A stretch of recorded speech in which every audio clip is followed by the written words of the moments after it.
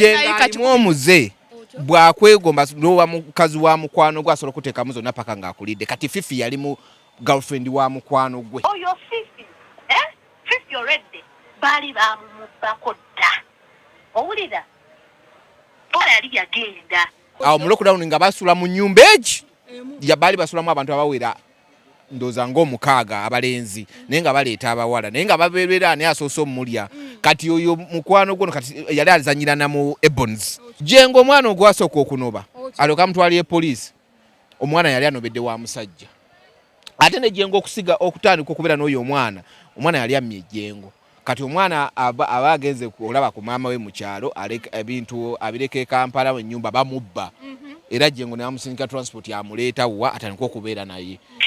Oyo omukazi yali yanoba n'agenda kwaze oli omuvubuka yadda information kuno yadinka so oyo omuwala kale nga anyway details manyingi naye basagaziteeka mu public kwajjukira Mukwano gwange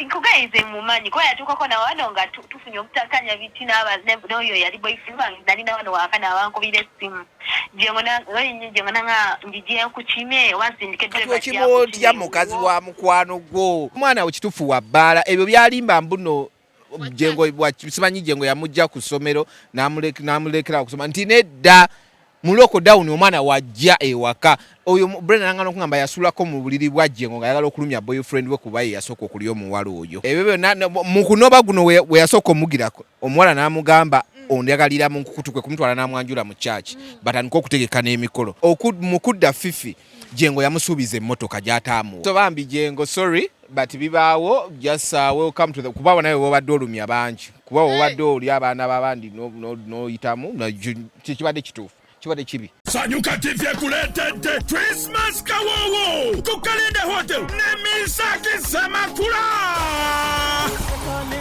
Jofel Gaya, B2C, Spice Diana, Haruna Mubiru, Maureen Nantume. Okuyina shinge mtwale bibye mtwale ta. Atolwengera ku Boxing Day. Sanyuka TV esumuludde Boxing Day kawowo n'abayimbi bebamu nga bigatidwako Dawudi Lutalo. King Saha, Lydia Jasmine ne Sophia Nantongo. Awe Mayen Nature's Resort, Shingo mtwalo gumu. Emizanyo gy'abaana, Bouncing Castles, First Painting, ebyesuumo, Karabe Katende, Maya, Nanziga, Mpigi, Busareko. Usimanyi okulaba ku bayimbi banonda nga bali wamu. Gwe bako bikadde. Mujje tulye ku ssente zaffe buleeta obwana bu maintenance free. Obasaamu ssente ne bushana na kyokka ebisajja ne bibukuula ne bibuyisaamu eggaali. Misaki Semakula, Christmas kawowo ku kalenda. 25 December, 26 Boxing Day, Maya Nature Resort, biwagidwa. Sanyuka TV.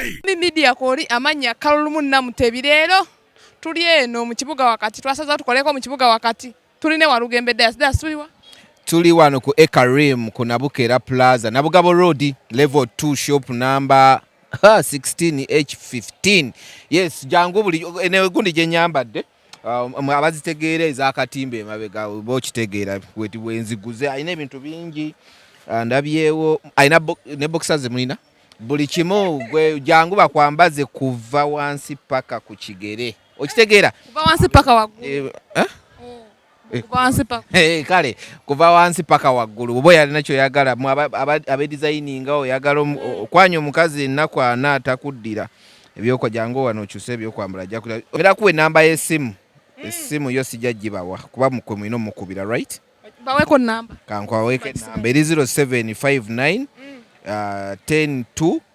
012 oba 0755 033 039 Mwitegede mwabe MTN aba corporate buli kimwa kiina naba Airtel tuli ba corporate gumina chika MTN yatwetedde chika no sebo ngokwane ku Airtel anze nkubisa mbalira wenze nkubisa airtime yennyini it is 0772986190 so obo jako Ekarim nokola ki buli kimu no ba Nabukera Plaza n'ogula buli kyoyagala n'okitwala ewaka n'oyambala omukazi n'otuuka ku mulyango neyebuuza ye wange si ye wange okitegeera n'oyingira mu nyumba ng'ovimba ogenda okugenda mu kilabu ng'ovimba kati ffe abatera okubeerako ku Climax buli Lwakusatu kugundi ku Jackies buli Lwakusatu ku Silent Disco era ogenda kulaba nkana akakulaba oli wanjawulo n'okagamba Ekarim no abayimbi abagalo shootinga video wano wali wengo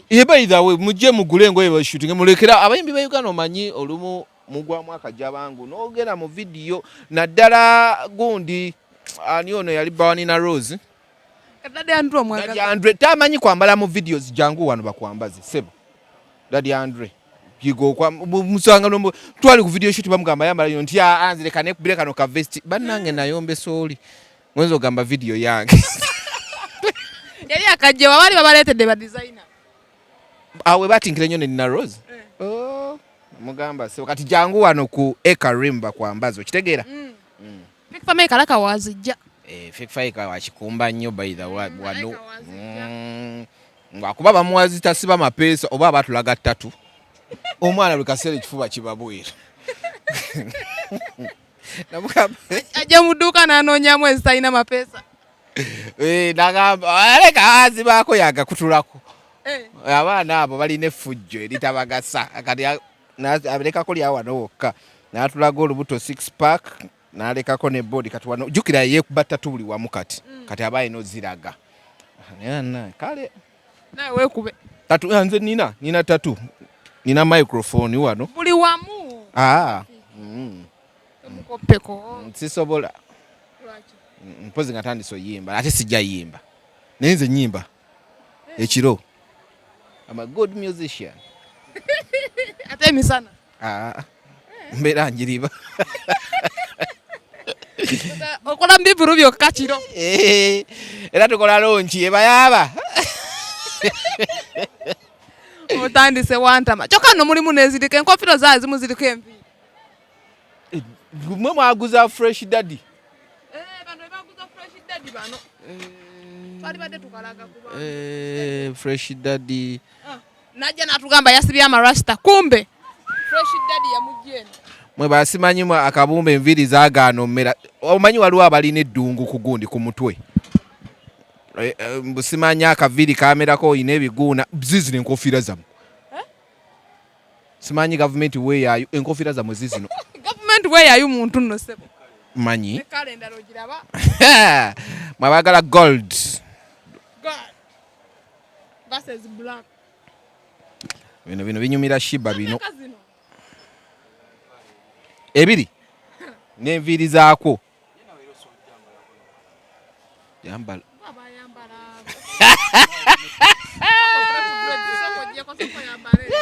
nyambala egolodi nyambala mbwamwe mujja kunkwana naye ize okitegeera nerabyeko kati ninaye olekanotaa mukazi awalayisenga nnumya abasajja ngaebyango bikwatako ebiki sijja genda nga balirya jazimini nti obikwatako lya jazimini ofaaki naye kyali wange agenda kukola ekivulu ku Serena jo nawadde nina meeting nabo Serena yazze ku swimming pool kuwuga nembagamba nze sikolagana abantu batali serious munabeera serious nja kujja jazimini wama ku kivulu kyosobola okyusiza mukana akaviiri nga wigi ogikoye kitegeera ate zibagwangako wigi zigwangako zibagwangako ku stage wigi kati okwewala wigi okugwa oyambala ka kusinga tunakuteeka supagulu ku mutwe yambala enkofiira erimu enviiri already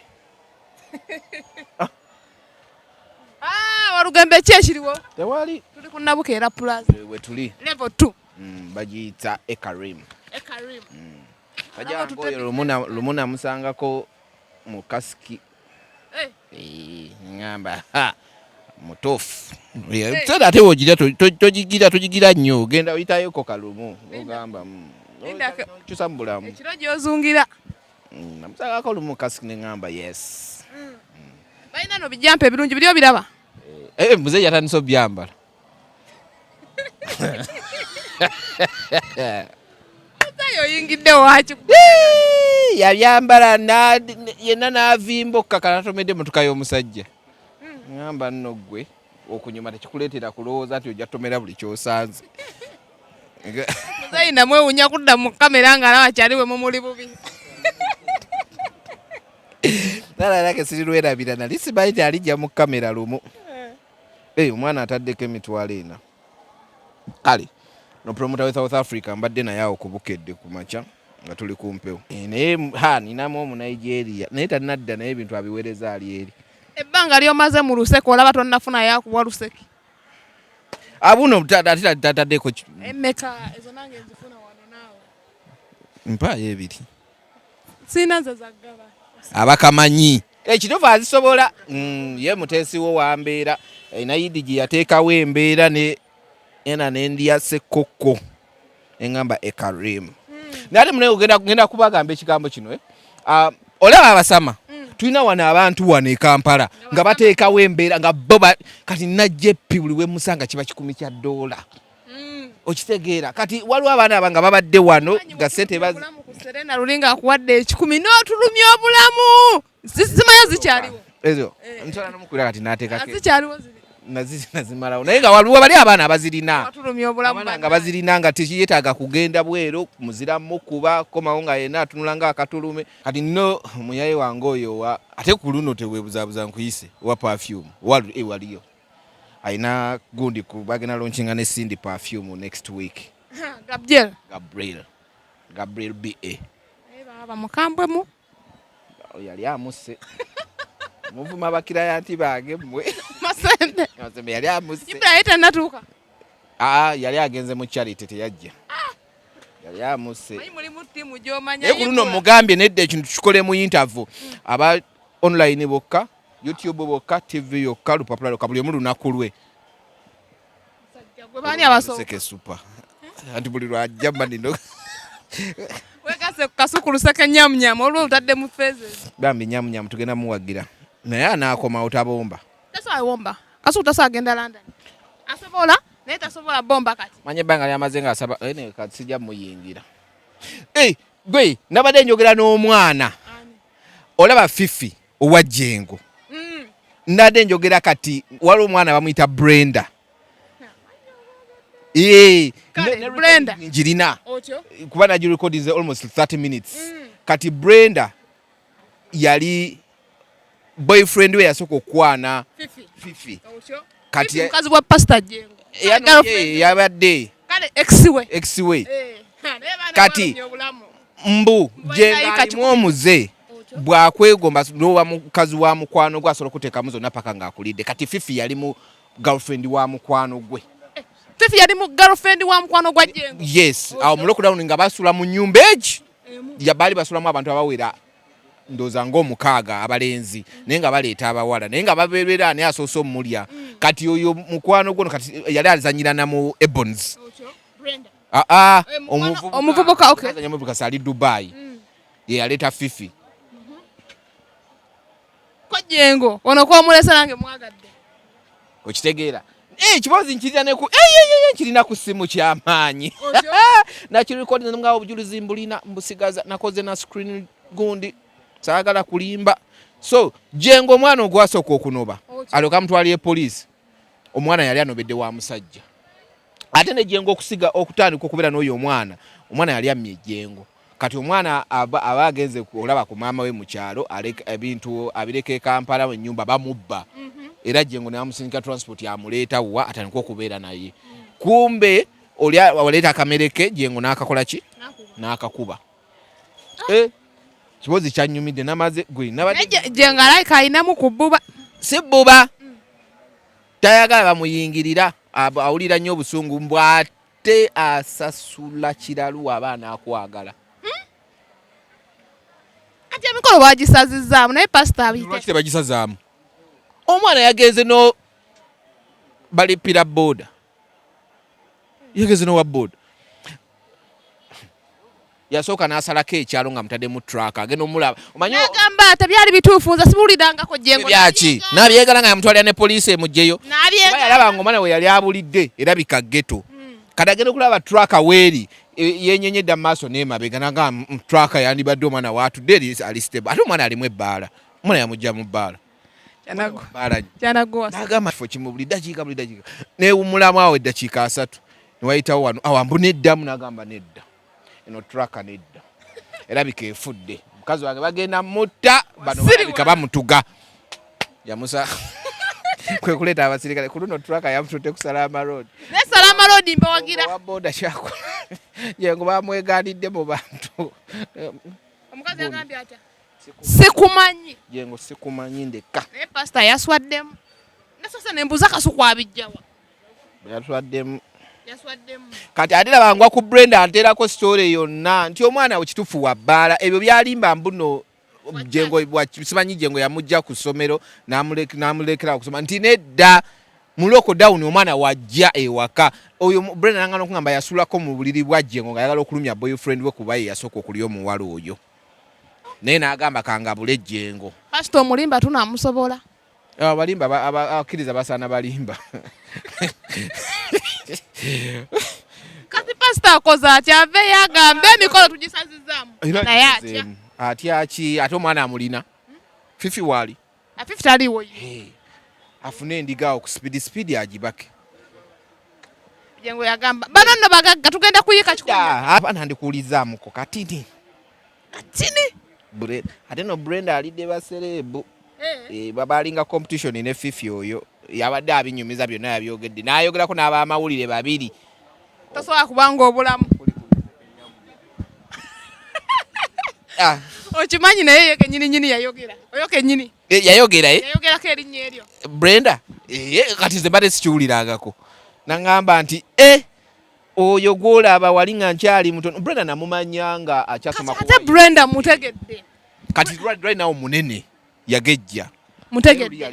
Mutegedde tulina etwamusanga. Tulina etwamusangako n'oyo gwogambye ku mukolo ogumu bwe tujja emboozi. Kati emboozi yabe nti ekwatagana. Olabika kamulayo namukulaga face omumanyi. Mutegedde. Oyo. Mutegedde. Omwana ono abye baserebu ku mutwe. Omwana nga nterako emboozi nti Fifi. Bantu bakakase bagambe ddala audio giri nomanyi mulimba mwe mulimba. Mulimba. Edda sibanake. Ebyama by'abaserebu kati gwatambula nabyo. Nino muna party bbiri Jengo 1 ne Jengo 2. Kana kadduse kayisemu ekikumi. Oyo Fifi. Fifi already. Bali bamumubako dda. Owulira? Ola yali yagenda. Yasooka n'agenda n'anoobanga yamutika mu truck n'amusalako ku kyalo n'akireetera poliisi. Oyo omukazi yali yanoba n'agenda. Kwaze oli omuvubuka yadda information kuno yadimpa. So oyo omuwala kale nga anyway details manyingi naye basagaziteeka mu public kwajjukira mukano gwange. Nkugaize mumanyi kuba yatuukako na wano nga tufunye obutakanya biti n'oyo yali boyfriend wange nalina wano wakana abankubira essimu Jengo nanga njije nkukime wansindike driver mukazi wa Mukwano Gwo. Jengo omukazi amwesonyiwe. Kazi katandise okwagala kubadde yasiba n'abali mbu. Brenda mumanyidde ebbanga. Ngamba gundi. Fifi. Fifi byabadde abikola. Oli agambye wano baali mu lockdown. Ate so munnange. Nateekako ne screenshot abantu bano. Ninakwenda bamanya. Balenda bamanya. So munnange Jengo ebyo byonna mu kunoba guno we yasooka omugirako omuwala n'amugamba ondagalira mu nkukutukwe kumutwala n'amwanjula mu church batandika okutegeka n'emikolo mu kwagala otegeka emikolo ate omwana 23 omwaka ogujja kweze nako. Okay omwaka ogujja kati ate truck bagirabye eriwa kuno Jengo teyagenze munaki na poliisi yagenze yekka yatuse walimu ne bamugamba anko tukumanyi era we do not know you. The only thing we know nti olichi wafiirwako ababo ate olabirira abantu bangi. I'm not ready to take responsibilities nze sinnazaala kyokka n'abamulaba bangi okitegeera. So abamulaba we baba bangi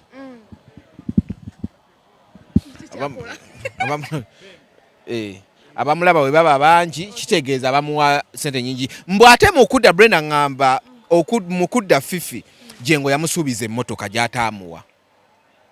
Tannagifuna. Kati omupasita tasobola kuba luseke mu ndiga zigula mmotoka mu lunaku lumu. Kati aterako emboozi nga abadde yampalisi y'abaana baalidde. Gundi Brenda. Baalidde. Jengo.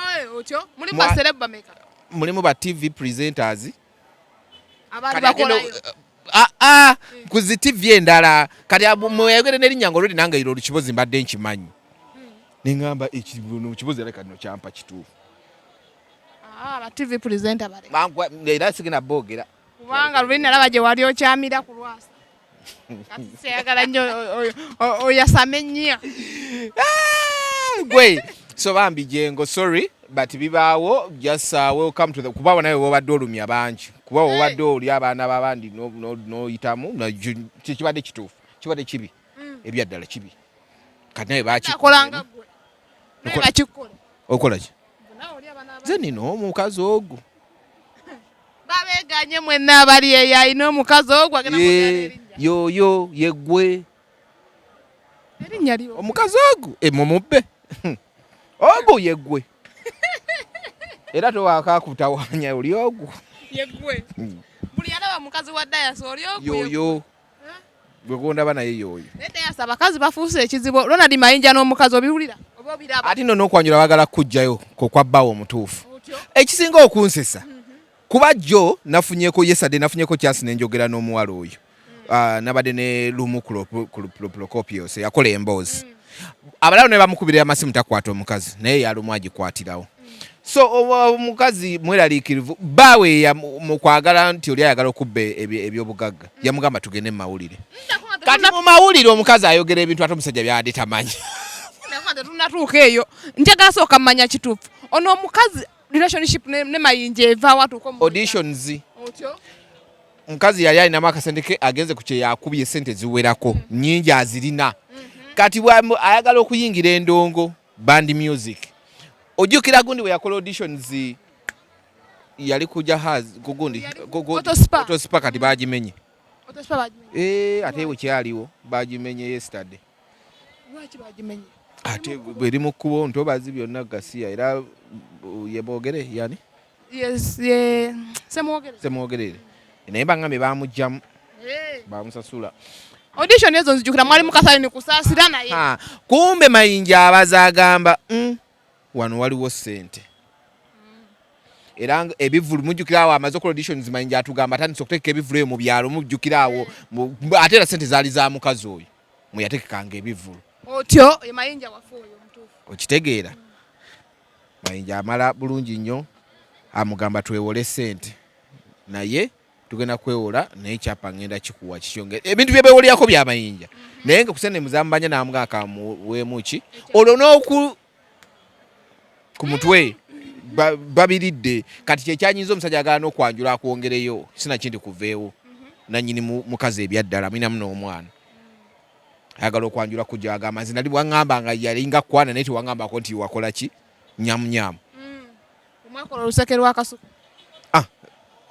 omukazi aba ali awo agenda okulaba bamugamba pulida wa Mayinja amukubira nti ebintu ebyo tubyagala simanyi biki amugamba nedda mbubeewola million zaali mu 70 something 75 like that ate omukazi natandika okusasula ebbanja lino amanya nunula nga yesonye Mayinja kaninula ebiwandiiko byange mbere n'ebyapa byange omusajja aganye okusasula batwalewola ffenna ate nga amanya waliyo ga mukazi kuolredde ebintu baali babikyusa nga limanya gaani nga bewoleddeko agenda okulaba ababuzayo like 3 mu something nga Mayinja yewuuyo akomyewo Uganda abadaivatinze mwenna akoze press conference sagala second chance kumba akomyewo kununula ki apartments aye ebintu ebyo nga sibitegeera bulungi Mayinja okuwa omuntu ebigundi byapa ebyo anti pulida bwajja mu audio zo nyine oli Mayinja nga yeegana nze tompanga ku sente tompulanga nkonze sikumanyi jukira Mayinja yali akendagaano y'omuntu gwe bali bakoze naye endagaano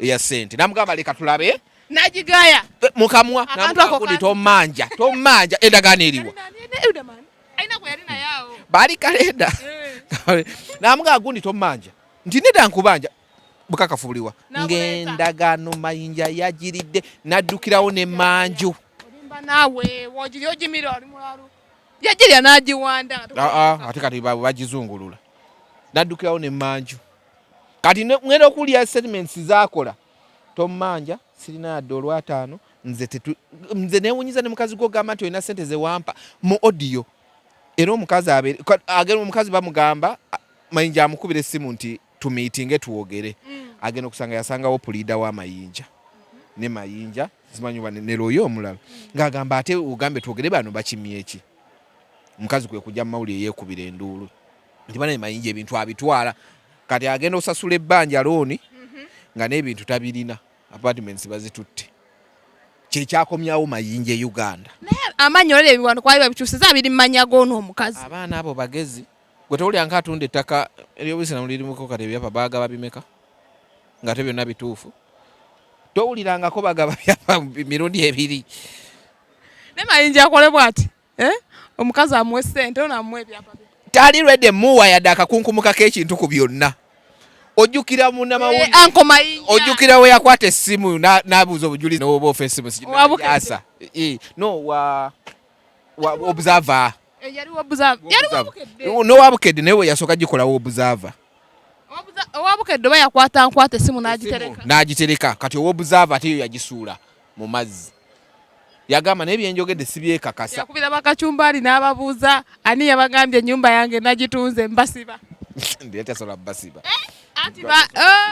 gwe yakwata ey'obuzaba namugamba naye byenjogedde si byekakasa leera mpulirizeemu n'amuwa eno essimu gyerabire genda kugulira mpya kuba omwana bamala wiiki nga bakugula n'essimu nga kumanjaganye ne bagenda ku poliisi Mayinja essimu agisudde agimenye agikoze buli kimu kati ye ku kigambo bujulizi bwabubuzaawo bumanyi tayagalira ddala kati noono omukazi ku kigambo nti otulaga gundi blueprints z'ekya muganda wange genda mpola Mayinja simwawo ajja zikwata azigaye ojja kusigala nga temulina okwanjula kuuko kubadde kwa Desemba kuno omusajja agamba batusooke tukulindemu omusajja kasatandika okunyumya ebibuuzo ebyo bitakwatagana alinga ayagala okujjayo kyokka minamu omwana naye n'omusajja ono nagambye kati gwe olw'osuubira otya bano bagendanga mu bivulu babiri kye bataakola kimu bibiri bisatu ne baba nga baali beekwana ne watabeerawo nyamunyamu kyogamba abakazi bonna botambula nab'ekiro mu bivulu baalina omukazi ennyini mu vidiyo akyogera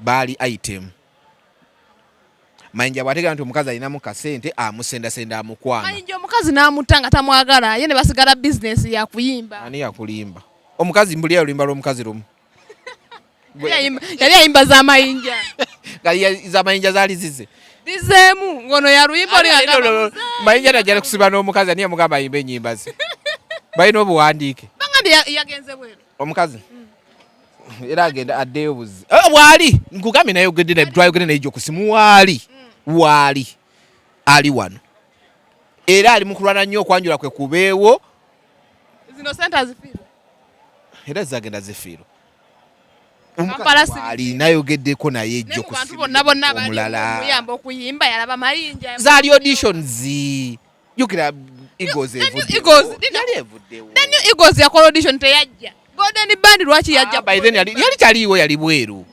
akomewe bweru bagamba omuntu yekka asobola banange mu Eagles omuyimbi yalimu nga bamuyita Mayinja muyimbi ebyaddala tuve musooke mugugulira lulimba lwa Mayinja lwowulira hit ng'okugyeko luno lwe yakabira Muzei olwo lwokka yakola ki yali akaba bwakalobezi wakawulira bakakwatamu wali bukwasi ate ne yayimba live era yakayimba bwa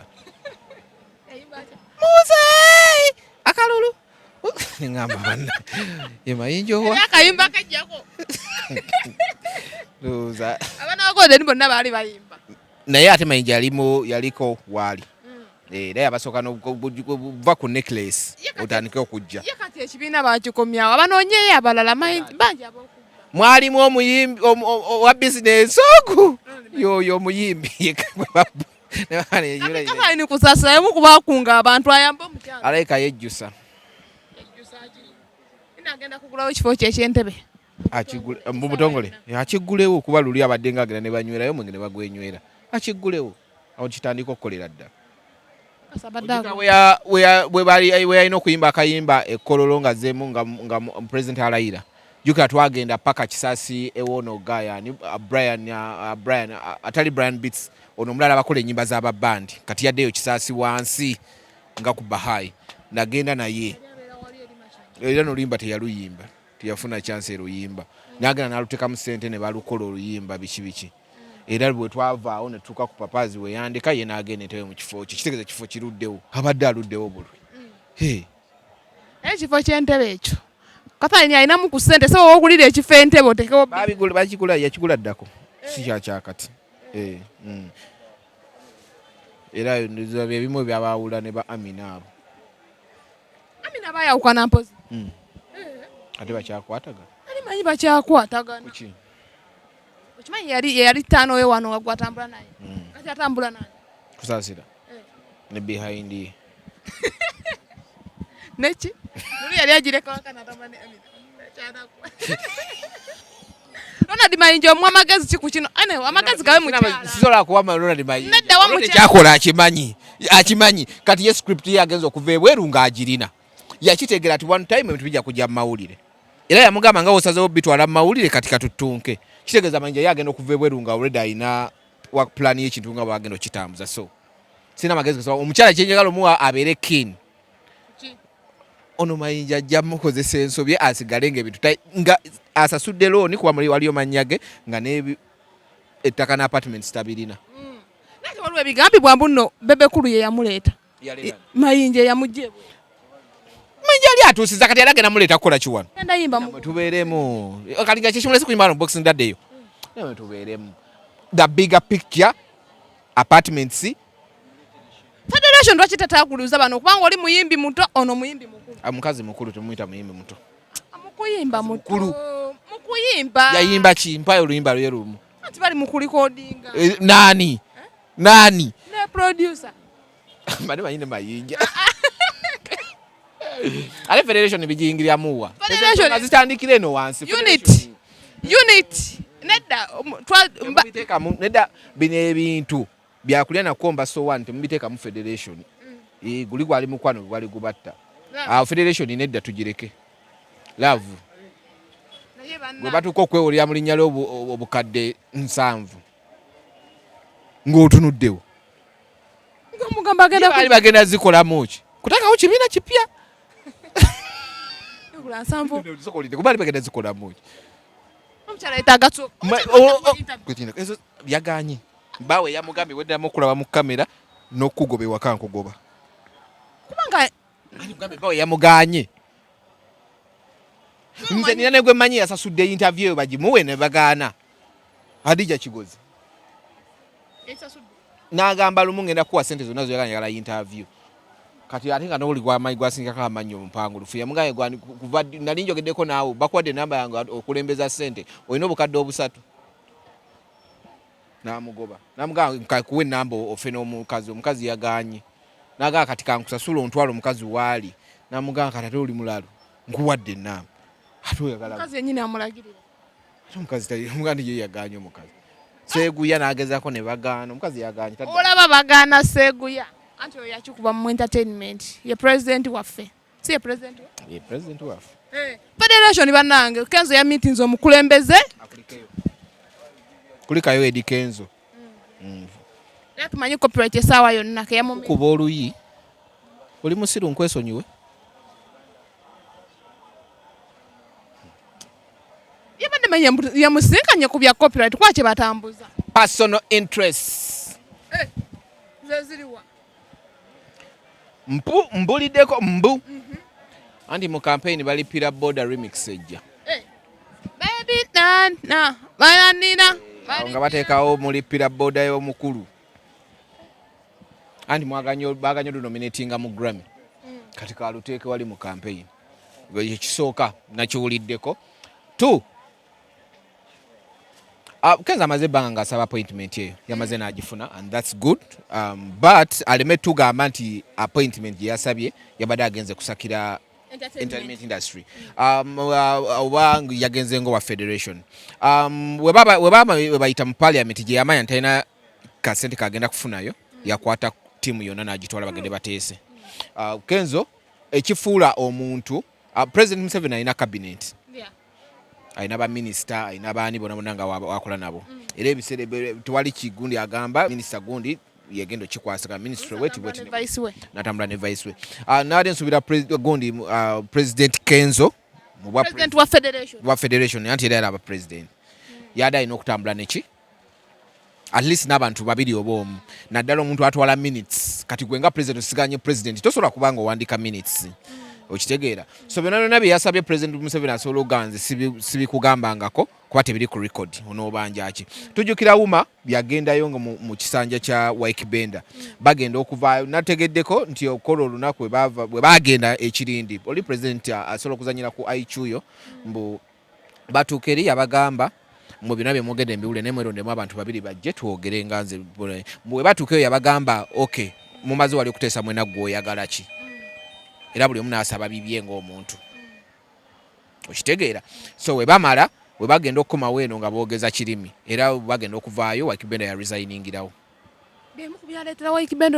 bamaze kuva mu state house so president Museveni bw'otuula naye tagenda kuwa 1 hour nza nagendako n'aba sports ebyamasomero ebya fresh diary ntumitinga Janet twatuuka sawa nyezo okumakya twamulaba 12 twamulabirira ekika 3 nga mulinze sawa zonna ngemmere weri etala lyagena mutoyipa maddeka mwendala biki alaba abantu bangi kati bwaba Janet yenyini alaba abantu bangi ale bintu byogende ate ogiri esigalamu kati ate ye president nawe nyini muba mwogeranga amasimu gavuga waliwo akwetaaga biki so I don't believe Kenzo yafunye eddakiika eziwera 3 ne president Museveni awe yabadde alina okwogerera ebya federation ebya industry ebya Wuma ayogere n'ebibye of course ogenda kusoosa bibyo personal interest yes tetuyina gye tugenda kusanga president Museveni tumubuuze Kenzo byawandiise bituufu byayogedde nedda Kenzo alina tugamba bibye ng'omuntu nti binayogedde kyayagala wa editinga wazaawa I got so disturbed abantu abamukoze ku interview they couldn't okumujja mu interview entofu era nabaddeko ne mu meeting emu office gye nkolera nembagamba no that interview is fake nembagamba mbuza why nemba reasons and bangamba akite why interviews kese nengamba I didn't know that didn't bagira era bampadde interview yange but sasobodde kola ki kugenda so Kenzo okumu meetinga agira banange interview ya Kenzo yali ebulamu Kenzo ogenda na meetinga president ekyamugize bano yabalaze sina we situuka yabalaze ku maanyi lwaki shiba yamulesa ati siyaligenze ne shiba bugambe at least yani mututte toyinza kungamba nti gwe president gundi noleka abantu b'okulembera nga mugenze okulobingira ekintu ekyawamu kyewerabidde oli akikujjukiza kyotidde okwogera oli akyogera bagamba ne gundi Waikibenda kyamugana okuyingira mu gundi we yayimirira yabuuza ebibuuzo biwerako era mu bagenda mu babiri be balondo geno meeting eri president yaliko yali aleeta omutwe omunene already agulina omunene ne bamu ataguleeta wali already akola ki already avere ayina kola ki kasukwa kuyita kayika gwakayima nno gusala boda okitegeera so kati toyinza kuŋŋamba ng'ate twawuliddeko nti we yatuuse eri yagambye ofa gye njagala okuwa bwe banteekamu akasente nenkola remix y'abalipira boda nekola campaign era bwe tugira mu campaign tujja ne tumala tugira bwe mpozi bagisazeemu era tujja kumalira tugamba kyekyakutwala luli tiwagenda ekyokubiri yagenze ku lobbying kugira copyright weeri weeri jasi yeetaaga modern day amendment ate eyo modern day amendment already reforms bazikoze nze nina ne copy ya reforms za copyright empya gye bagira omuli etteeka nti buli ayina gadget keebe essaawa keebe essimu kaseeba gadget yonna nga ereceiving erecording estoringa kyenneewuunya nti mweyo amendment mu reforms empya nti buli gadget eyo erina okusasula omusolo ng'eyingira eggwanga balina pasenti gye bayongeddeko omusolo ng'egeragenda mu arts okitegeera eyo reform baagala giteekamu wabula birina okugenda mu parliament babiyitemu balabe oba nti nno biki kitegeeza tebina tukagenda ku mmeeza yaani ya president noba ogenzeyo kati ebisobola n'okutwala omwaka guno ogujja n'ogujja nga tebirina bakukola ki oliddamu ddi okulaba president ne bidda mu campaign n'abibawa kwolwo toyinza kuŋŋamba mbuno era nti neera Kenzo yana impact ye wabula yagambye mbu ate alina ajja kuddayo atwale banne en appointment yamutwalidde emyezi ogifuna kitegeeza yabanne ebisobola okutwala omwaka ogifuna kitegeeza tajja batwala kitegeera so I'm like Kenzo what really took you to meet the president if it was personal interest it's okay sikulinako buzibu buli muntu yeeyiya and I'm happy for that wameetinze president kululwo nali tugenda n'owandiika I met because of this and this n'ogattamu banno ngati waba tutte naye we yavaayo enkeera yatuuza meeting yali agiyita Modechura Band Restaurant gundi Kololo Molichu kiri kigambo kya Molichu it's a liquid Morechura okay tugende n'ekyo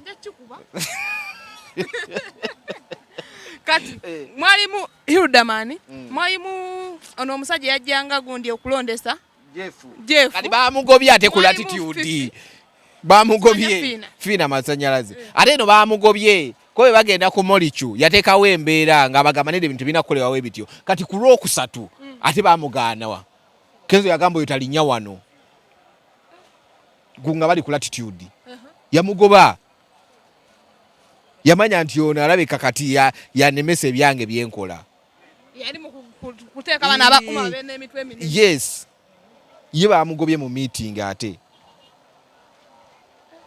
kuba nali nabo twali nabo dwa ne Baganda boys nga badduka genda ku latitude kuba Baganda boys eyagala kuwa wuma deal abayimbi bisatu bayimba ekitibwa kya Buganda raw kati simanyi bakenza n'abamu wa autotune bagala raw njogedde nkuba okakaza akozesa autotune teri muyimbi atakozesa autotune worldwide but the amount gy'okozesa kyekikulu can you deliver on stage ne autotune gye wateekamu oba tugenda kuwulira ng'ono wa autotune wasanga ono ku live eŋŋumi evuga kyogamba Cindy ne Kenzo obesa ku live esobola okuvuga tikati Cindy omugatta otya negundi she's a profession mukyakola Kenzo yakola kufunze badde wange nnyo mwagala ku mutima naye tekingana ate kwogera kibi kyabaakoze kiki yakola simulinaako buzibu eyo omwana oyo ayagala omwoca agambye muzeeyi yogera ekituufu takyamwoca ye kati naye simulinaako buzibu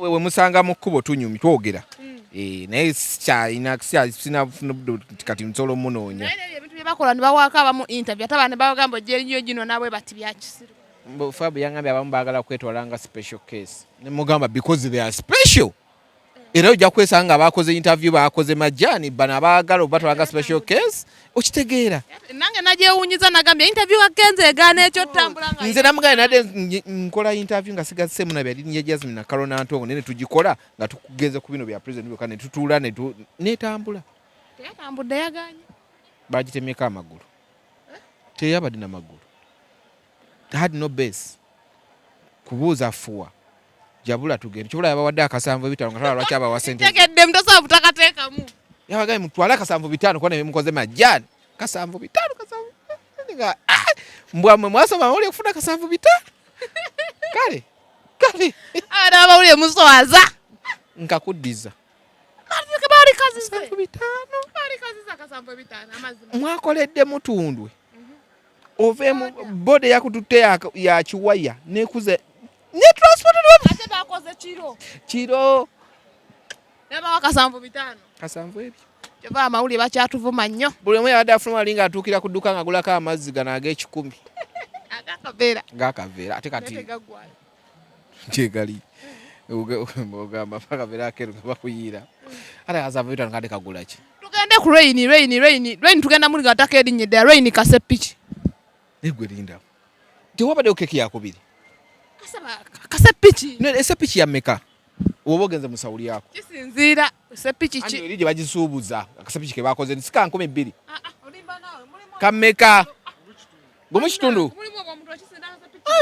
then icing sugar wammeka kuba gwe bataddeko yekka tebakoze keeki wansi ne bateekayo itafaali nakalabye nga bakabikkula ekikulu kaleera musoga ate si yabikoze yabadde ne Maulana Maulana yalidde Maulana bangamba mu kwepicha ate akwata kisooka kati alabika sente yaziwadde abakazi n'amaliriza omuntu yakola ye kambuuze ku lisiti abantu be yakola bameka abazze bangambye zaake yaleese ebbaasa nga mulimu emitwalo 2.5 n'abagamba awadde kakadde bwe bangambye saabaddeyo nze nabadde omanyi mulimu bannamawulire ne bajanalist kati nze nabadde eri mu bajanalist ku Serena yes kati bannamawulire si byangu nateete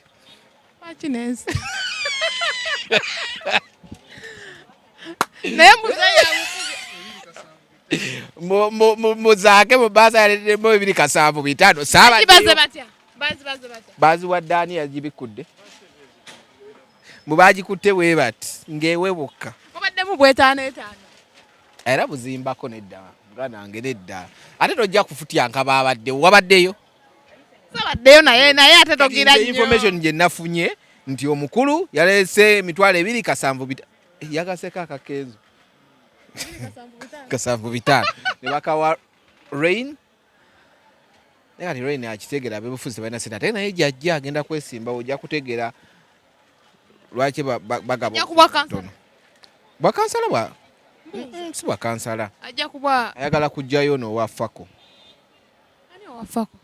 yani oyo omusajja mbu ayagenda kwesimba eno gundi gye yagira gye bamukuba kalulu katolo bwamaye jajjambu ayagala kuddaawo naye good yali atusuubiza stage manager yali agenda kuba pink yabaddewo pink teyazze n'atusuubiza MC yali kapakati yazze teyazze kati njagala kumanya biga yayimbye ye biga of course kati watayimbe yayimbewa oli saabayimbi buli wamu natugenda omusaba receipt omwaka ogujja wayimbidde bayita basaabayimbi gwe wabadde wadogobera ebintu bya kamiliyoni yakoze ate Dubai ndayasi nga industry nkyajagala ate kibyokumbulya we yakoze ati kankulaga we yakoze yayimbye ofashinensi ngamba abantu bazze kankulaga nawe osooka obulira abantu bo bazze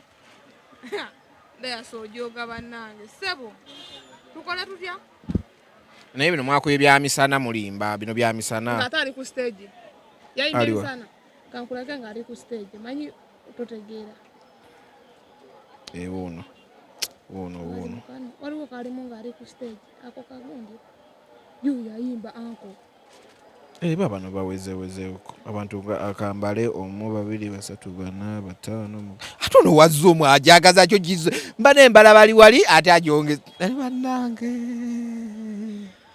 wuuyo abakubye endongo kati kyenjagala ku Burna Boy kasa yategeera nti it's a low sell in South Africa gundi gye badde beetaaga abantu okujja okulaba Burna Boy nga yimbe South Africa teweze ekivulu ne bakisazaamu ne bagamba tali bulungi tali okke Wizkid yakikola Ghana kasa yategeera nti abantu bagenda kuba batono era ekivulu yakisazaamu tebakkiriza kuswala wakiri aba refundinga naye nga bakipinze image yaabwe okitegeera so eresa njagala omukulu oyo abatuukako DJ Ryan yebalekola ali kiruddu akolayo ki ku macupa naye manyi lwaki Ryan ekivulu kya musaza tekwabadde kali yeni skin bwe yandize ani yakugambira yali yalagenda baleeta w'abantu yali abadde ajja baleeta kwa oli bamumanyira eri bantu batono abategedde nti Allen Skin tagenda kuyimba wantu awo bayawukana before already ebipande biringa Allen Skin alina okubeera bibadde bikyaliyo tekitegeeza nti Allen Skin we yandiza abantu awo bandize nedda Ryan yabadde atuguza akiye nga DJ nebadde baguza ndonga ate atunda ki yakuba nga yiye olaba Michael yakola nga yiye n'akubira ekika kye kyonna kijje kimubeererewo lwaki Michael tomuleka ate mwabamubba Samubba. Wamubba. Naye sigwa mukubayisa Michael mu kibuga. Yangamba njagala yitako mu kibuga. Konze saba yimbi tuyitemu. Ne tuyitamu. Allah. Nga mumazo gamba abantu temumwa temumuwa. Yatuyana ne zikala. Nananko tuyana omusaayi ne mukatidda mu mmotoka. Nkwebaza wajja. Zemberera wabayindi. Oh. Naye tebe tewajja.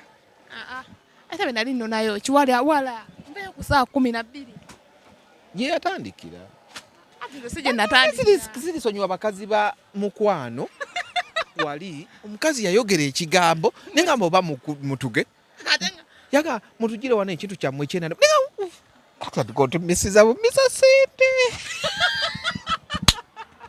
abakazi abo mulaba sente zigenda siri basonyiwa yagamba atya netwetoloola ekibuga wawa tudduse netuvaayo n'emitwalo ate n'omukazi wawali waggulu yaswala buswazi Moswa yagamba gundi Moswa omanyi omutwe gwe munene ogufukamira ogujjawo ng'avaawo nalwo lutalo Moswa ali yamukuba ekikono Moswa tayagala nafukamira wansi nagamba at least omukazi nagamba kale nguzeeyo za 3 kwe twakoma kumwatandikira ate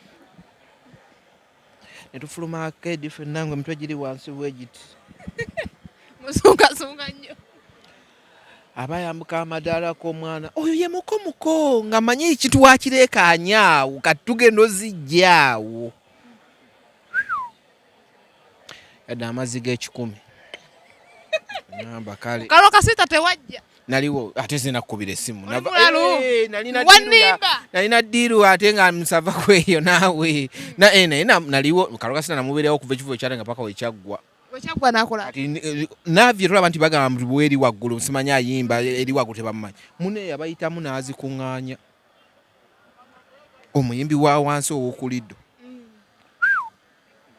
politics in the music industry kale neŋŋamba era njagala bigayi akola ekivulu kati bigayi n'akikola kati netuyitamu ne bannange nekikuba embwa eyo nyinza ofa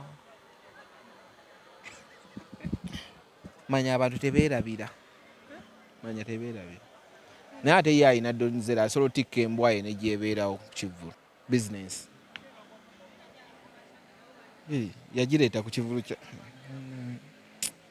manyi totegeera industry eno ndowooza ngiveemukko ebbanga kuba batukozesa ensobi otuuka ekintu ng'olina okyogerako naye nga muba gukutte muntu wo naye ng'olaba gye nedda naye ng'owulira muba gukutte we bati nsonyiwa busonyi kusema gali katini nemekubanga wali ababakuba ennyo kanize katini nnyo ate nafunye obuzibu omwana omukuba wano omulala nakuta n'omukuba wali kati ye nalabanga gwamulemeddeko naye ng'omugamba nedda nkugamba kati omanyi obubi bwe tubagambako omugamba akyuse ate bo balowooza twale eri wano wakuba Alex Muhangi soke tugendeko ku bya comedy sikuleke sokubulira Alex Muhangi gyali erinnya comedy store yalikomyawo wagamba taliriza kuba liriko nga sponsor baliyita comedy bamuyita comedy ki comedy club kati akola pozi nga ziriko comedy store naye olwakenda mukugumula mwako yadde engulu olunaku stress clinic lweyateeka naye no yebaze stress clinic yakoze etya stress clinic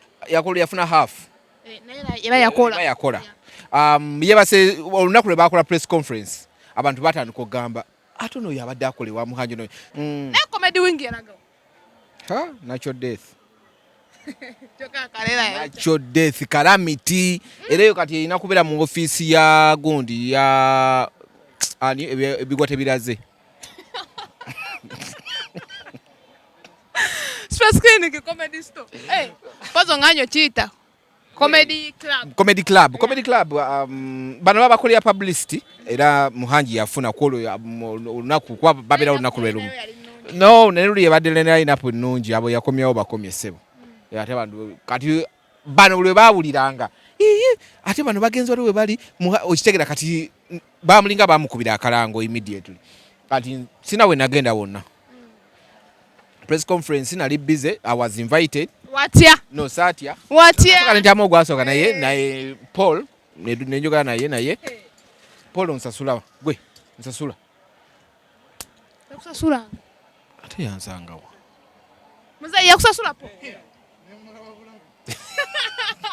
so ne bakola press conference ne bakakasa abantu nti eno si comedy store eno stress clinic sigwe gusose nga twakava mu lockdown stress clinic yalebera ku levels nga tubera buli lwa Monday kuba live that's the uniqueness ekyagiriko nti yo kuba live abayimbi bakuba live band lukoba era tebaleta muyimbi nga tasobola kuba ki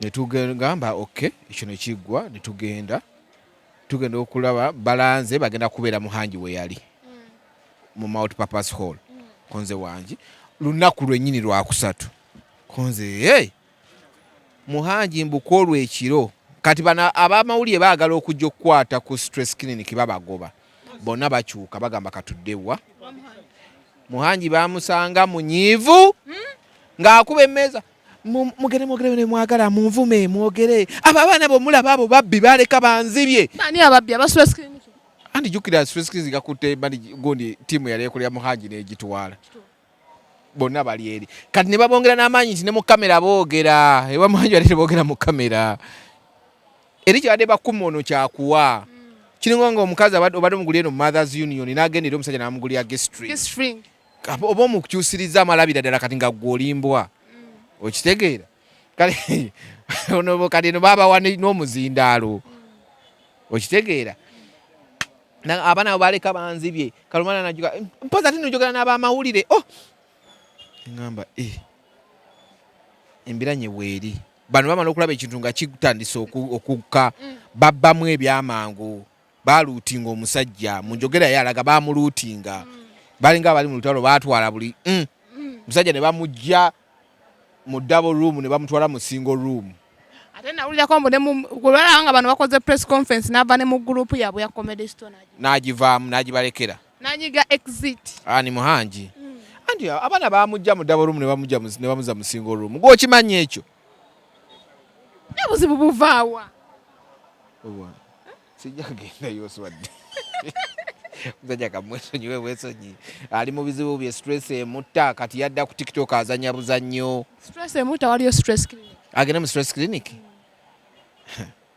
bamulaba bulabi ku mulyango annyonnyola oze kubba magezi abaana bwe batyo ne bagira ye bana bangambye Social Brighton yazzeeyo ewagundi mbadde nfuba okulaba nga nkyewala oyagadde ekintu oba okyagadde sikukyagala nawulidde yazzeeyo washonga era ne wabadde takyatambula addeyo kati baliyo babiri omuganda wa Chosen Becky naye ne munnamawulire munnamawulire muyimbi manyi ate si ya rent ne school fees si ya bisasula shonga kivuga okizaawa munnamawulire waawaye wa mu Uganda akola ku TV kiba ku radio era radio Uganda ne TV Uganda kyokana mukwano nnyo gwa muyimbi gwa Shasha Brighton naye simanyi wa Shasha Brighton akimanyi mbuki same plate nyam nti bagenda ku mudala gwa sausage bagenda ku gogo gwe gumu kati Shasha Brighton wachi yali avudde washonga no according to by that time Shasha yagala zaala nga shonga tali ready kati agenza azadde akakomyewo why not Shasha Brighton buli omwa mwegomba mwala mulungi asagala kirinako fresh kitiribiita who are you shonga not to bring her back kati shonga obwo busente butono bu miliyoni 5-6 okola video butono diru gye yakuba ne agabezo sente bangamba ate namawulire asaba 5-7 ne bagasindikirawo mbu tobimanyi sibimanyi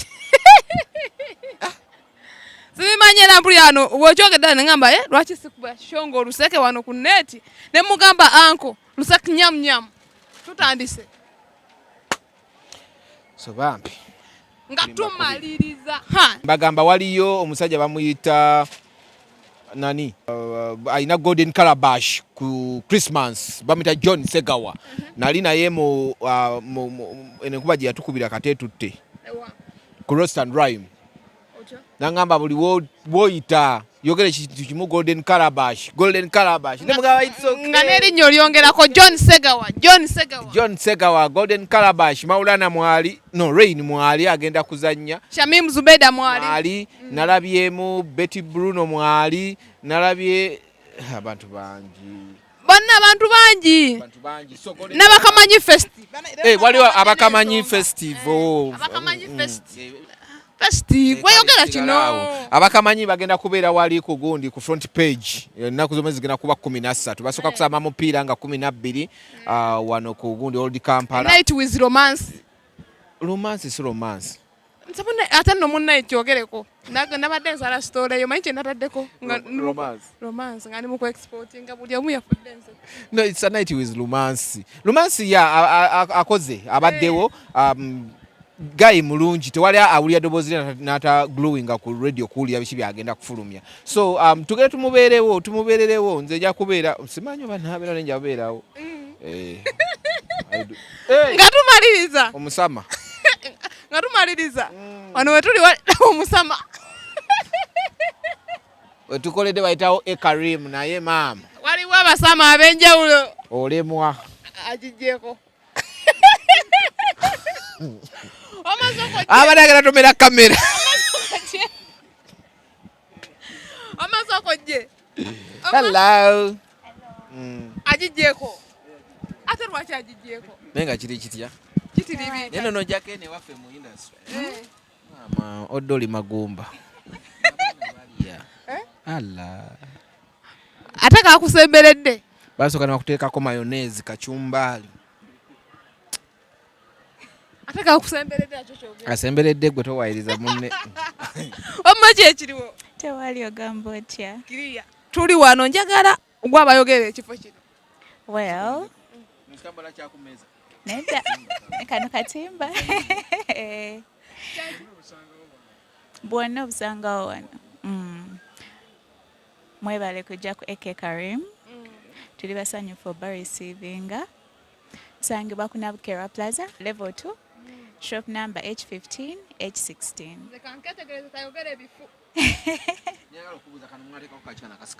Kano kasikaninga. This is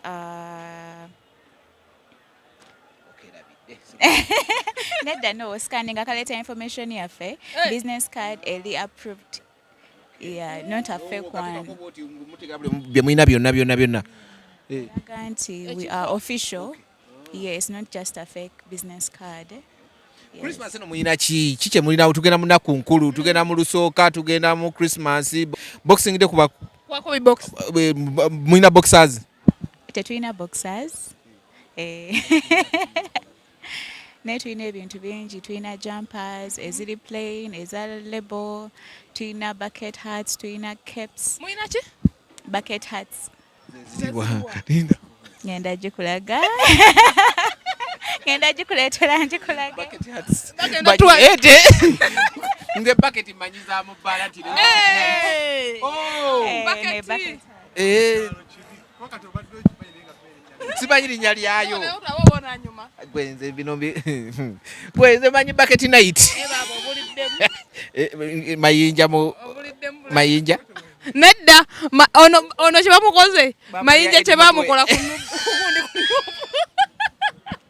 edi mutwe ku mayinja wamma tulina socks tulina za lebo tulina zino eza lebo neziri plain ziringa z'abasanyi ba mupiira nedda tokikola z'abasambi b'omupiira ziba ziwunya zino teziwunya zikola zitya zino ziri okay z'abasambi b'omupiira ziba ziwunya kati zo teziwunya tulinawo neziri plain kati ng'eno kiraba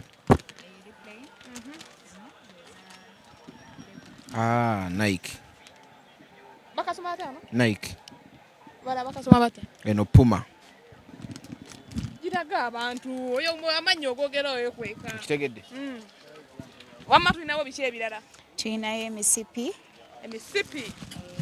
omwana yagala kuddukako musiba omusipi natavabulwako gyalaga n'abeeraawo omusibirawa ku kitanda giraba omusipi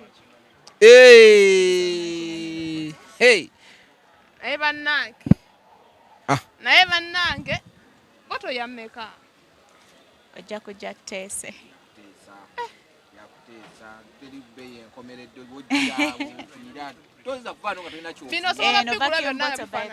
eno vacuum bottle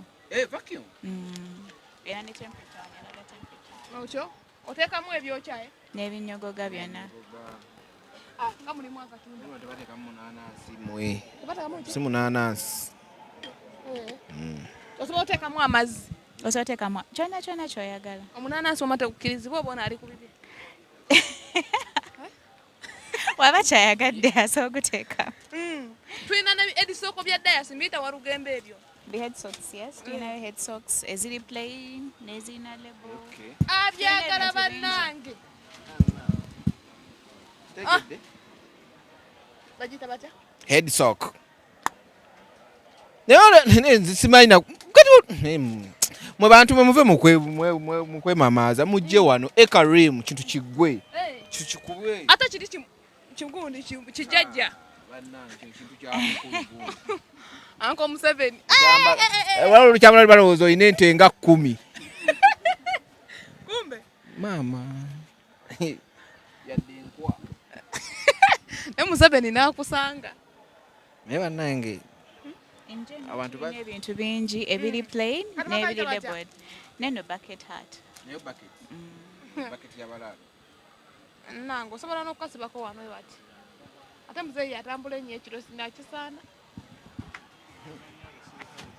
ati abasirikale tomanyi kisiba naawe okay negwe ebintu bingi wano like seriously lwaki ogaano balina ne jampa ez'omuziraba emabega balina neziri ngamba ki ezo bazita bati ezo zibibalamu ng'omukka Ezo jackets. Jacket ndaba nnyo Bobi Wine akambala bwe katyo ayagala nnyo munda ngumu eriwo bulungi ndowooza mugiraba quality nnungi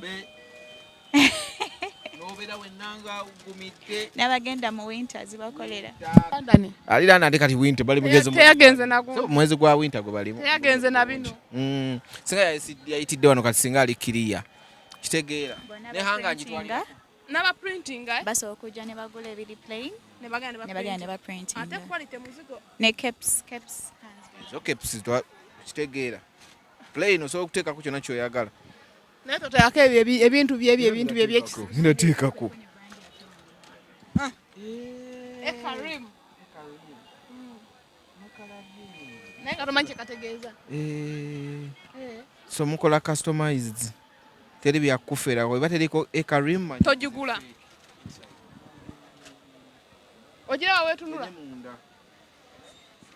kasita ogigula nga tekuliiko kano omanye fake size zonna kati ene yange kayima balinawo eyiyo omutwe gwa kayima mugulina ate eza white band naye kayima asinga ku white band oli ye head quarter ono ye head branch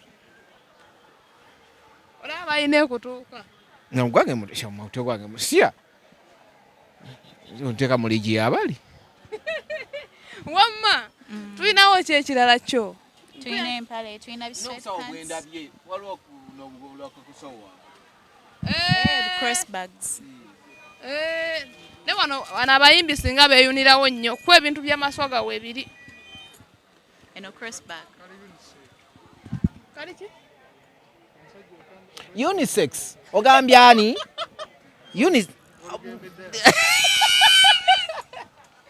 muzayo jawe mula nina gwendaba ennyo ng'abwambala abujja wano kana ate no ka mulembe weomulya nga mweboye nga muzannya ki draft osobola okukoza kyesi kale sijja kuwakanya saaliyo kitegeera ka mulembe nebana ekimulugania ki okugamba Kampala nti ekintu mukikuba ekiggwe obeere ng'olikkiriya weweebowa otuuka oli ku holdi Kampala nga weeboye ng'oteeka wansi era kale neyogamba nnyo omuwala ajje nga akakudde kuba amanyi tasobola kubba byange waka firigi tejjaamu mukazi bakwata ensawo n'omubuuzo ogenda suubula nga zewuwo kati kano oba teweeraliikirira wiikendi etuuse ogenda sula gy'otamanyi wiikendi etuuse ogenda sula nsula waka kizibu wiikendi wekyuka abakazi temumanyi gye musula tulina ne sweatpants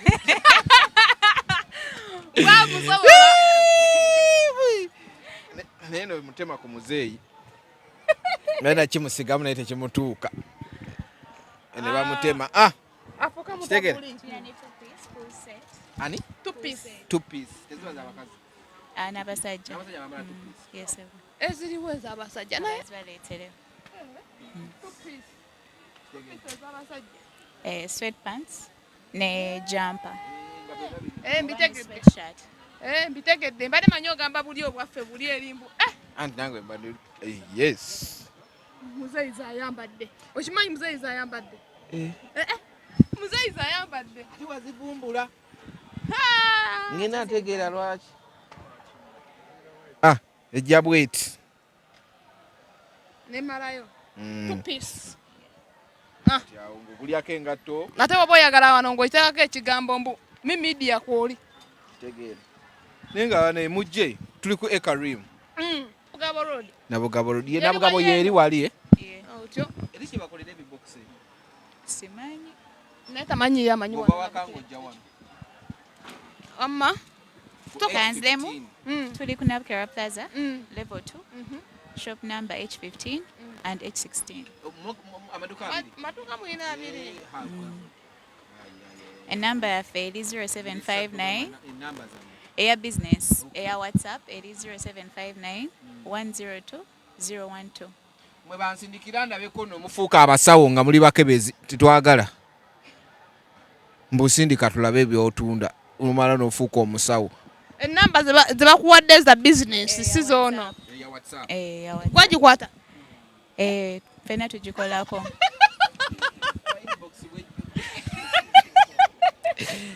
you look cute ya business look cute jangu obyogerere wano ng'ogula ebintu ono yamubuuziza dda asulawo weekend Ya business. Then endala eri 0755 033 093.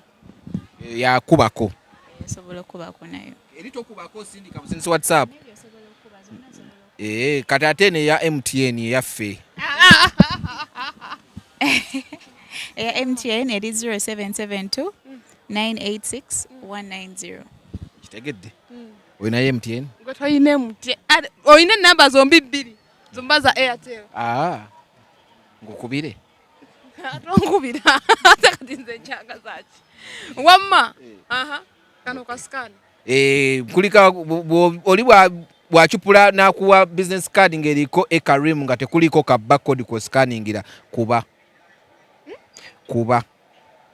weba nduulu ebeere ya waggulu weziba mpi engalo bwaka wezikuluma kuba wegibanigere paka okutukako ekigere.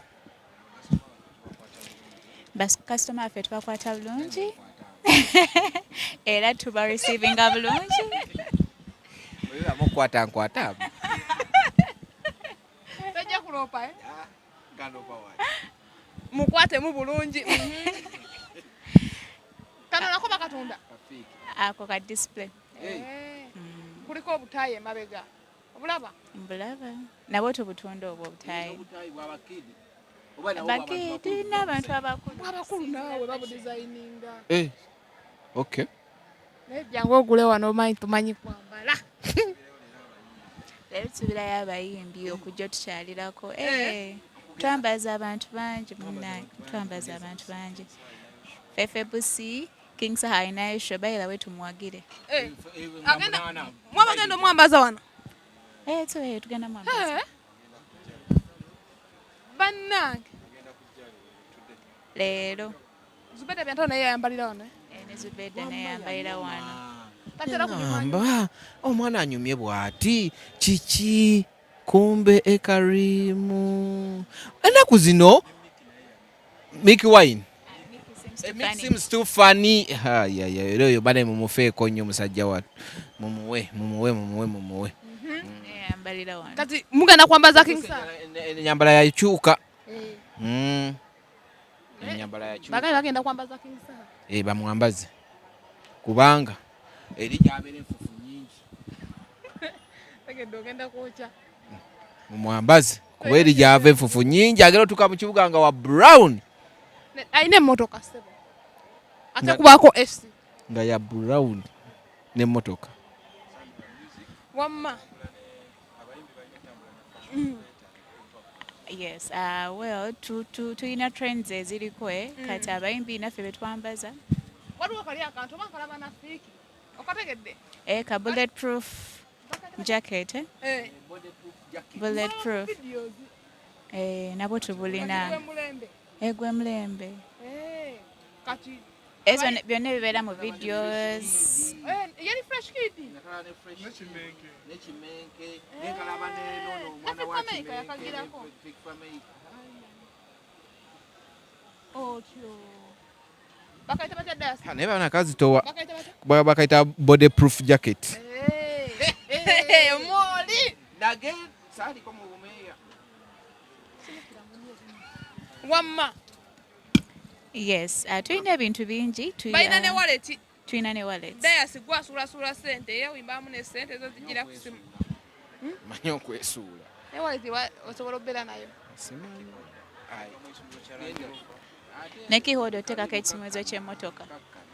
Eno kiholda. Ne wallet. Nga buli wajja abaako kyatwala. Kati ino kiholda yagiraba. Agirabanga wallet.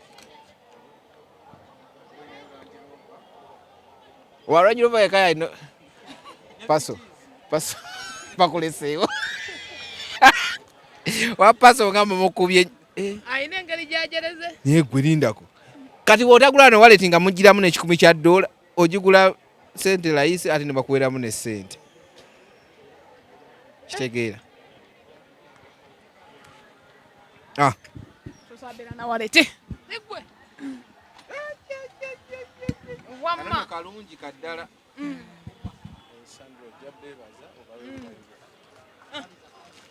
Sandra nze mbikuwanga. Eno enyuma gulira Brian Kayondo. Tava muna biwallet mu nsawo. Nga ndibiganye benne bena sente ziringiza byonna bikadde. Ne Brian jangu ko wa muhaji. Omwana oyo yaba wabanese. Ngamba ku Brian Kayondo. Era yaliko wa muhaji sebo. Teyakolayo just kyaliwe. Ate batambula bonna. Lwaki yamuddukako. Tokuba nnyo. Ali mulese. Kyali walwa miti. Ajja wano bamuguze wallet Brian. Ate buno wallet bunena. Bwagala buno nayo ayina buli obutono tebujjamu sente. Mumutawanya. Wano ndika wakufananyi ka mukazi wo. Wano ndika waka girlfriend. Wano wagenda bawo kashamu. Odansa bogera amanya. Nedda. Mbirese. Kale mwebale kujja kukolera show wano ku interviewing la wano. Batunda na TV. TV aba customer ku. Ofachi. Njira byo wano. Lema tamanyi buli kitu bunduka wa kitundu. Olaba nagambye ono naye bamutune. Nanyabo. Ne bamutuno ye. Wamma. Mwebale kujja. Era tulinayo ebirabo byammwe ebitinitini. Tweyanziza. Fe bati mu birabo. Bakiyita bateekyo. Bagita baseball. Ate kano koyambale bakayita bati. Basenet. Bucket. Sijja kwogera mutima gwe bampadde. Okitegeera. Bucket night. Tweyanziza. Aba bucket night. Muyiteeko wano. Tegeera. Naye naye ogenda osumagirira muno kuba kiweweera bulungi. Nja kusanga osumagidde. Balowooza osala bifaananyi kumbe oloota. Ongambira France takibba. Ongamba France takibba. Opa kinensi. Ate mukyala omugulire. Ani? Omumpadde. Ngambye mukyala wo. Njula. Ngambye mukyala ya Jengo. Ngambye mukyala wo. Nja mwanju. Wamma. Nange kamuwe. Nze mbadde muwadde amangu ago. Awanno ono wo mulimu erungujja. Bannange amasimu gasusse. Anyway. Naye nga nze bana tubeereko ffenna njagala King Saha. Let's be there nga munana that's Friday ja. Agenda kwambalira wano musobola okujja ne muwolekera nga ayambala we mugula. Friday ja sinawala ngenda kubeera. Ogenda ba King Saha. Ngenda kubeera wa King Saha nja kuleawo live oreggulo sawa ngemu eya TV. Male nyingire munda later. Ngero be. Baluwa oteekako yaki? Luzungu. Baluwa gijjeeko. Tubula tugenda goba UPE. President yayogedde n'agamba ayagala abaana bonna baddeyo ku ssomero kyova yaleeta UPE. Kikendeeza ne siriimu abaana be batava ku ssomero ng'obudde bukyali. Mwe bava kusomera tebalina kiddako kyova abasajja babaagala. Ne UPE zino zituyambye nnyo. Kati bwe bagenda goba UPE ekirabi. Wamma. Wamma nga tusiibula. Sooka obeeko by'ogamba abawagizi bafaani abali abaagala ebintu bineeno nga tebamanyi wabbigula nga bali abazunga mu kibuga tebamanyi na kifo gye kiri. Well, tebalina kumenyeka nga batambula. Ffe tuli wano ku Nabukera Plaza, level 2, shop number H15. Tulina buli kimu casual, jumpers, ebiri plain, byonna bajja. Tulina different sizes, ate tulina ebiri ku mutindo. Mulina delivery. Abaana babuuza nnyo ekigambo ekyo. Ne delivery tugirina. Eba ya bwereere. Mu kibuga wano wokka oba n'ebitundu ebiriraanyeewo. Besasula delivery, naye even cause waliwo ne betu delivering la outside Uganda. Hey. Yes. Kasuku bannange Muli international Kasuku gyagenze ebintu biri international basobola okikutuusako eyo gy'olina otafa bunnyogovu kitegera ate n'ekyokubiri owuza delivery yabwerero sente transport gogenda okuteekamu okujja wano n'okuddayo kala tebe bakukolera delivery ziba ntonoko so oba osasudde kitonoko yes so kakati delivery sasula kakatono ekyo kikutuukeko mu budde mu time kuba kati ate oyinza okuba ekintu ekala kikozesa kuvaaka nga kyoyambadde ate ojja okikime ate oddeyo oyambala ate nedda leka bakikuleetere wooli ove waka ng'onyumye abantu abakulabye ng'oyingira tebakutegeera era ofulume nga tebakutegeera. Karim. Karim Fashions. Otyo. Level 2. Nabukera Plaza. Shop number H15. Nabugabo Road. Okay. Okitegedde ekyo ate wengattako ekyo mba nnyo noona. Muyina engatto sinnabu. Tetulina ngatto. Kimanyidde mu bigere.